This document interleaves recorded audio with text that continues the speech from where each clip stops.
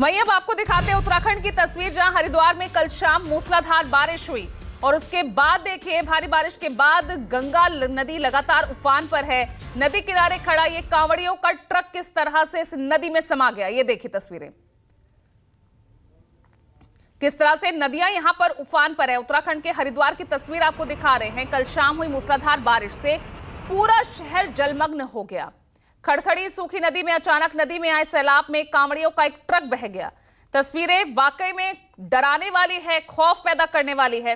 हालांकि इस बीच अच्छी खबर यह भी आई कि किसी की जान का नुकसान नहीं हुआ है। ये एक राहत भरी खबर इसे कही जा सकती है, लेकिन हालात वाकई बिगड़े हुए हैं। और आपको ये भी बता दें कि पिछले महीने भी भारी बारिश से इसी सूखी नदी में खड़ा करीब 1 दर्जन 4 पहिया वाहन बह गया था। तो करीब 1 दर्जन वाहन पिछले महीने जब बारिश हुई वहां पर तो वो बहते नजर आए। वो भी तस्वीरें हमने आपको दिखाई थी और ये तस्वीर आपको दिखा रहे हैं कल की।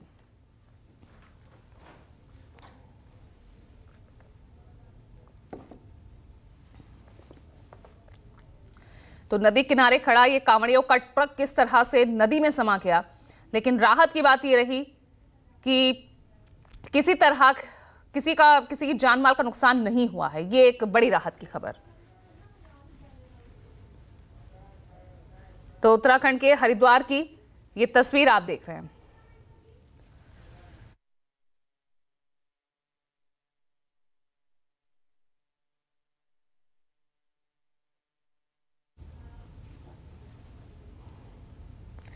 तो ये तबाही की तस्वीरें आप देखिए किस तरह से पहले हिमाचल से आपको दिखा रहे थे, अब उत्तराखंड की आपको ये तस्वीर दिखा रहे हैं। कांवड़ियों का ये ट्रक बह गया।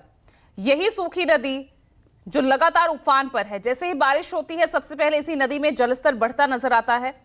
पिछले महीने भी जब मूसलाधार बारिश हुई तो करीब दर्जन भर वाहन थे जो इस नदी में समा गए थे।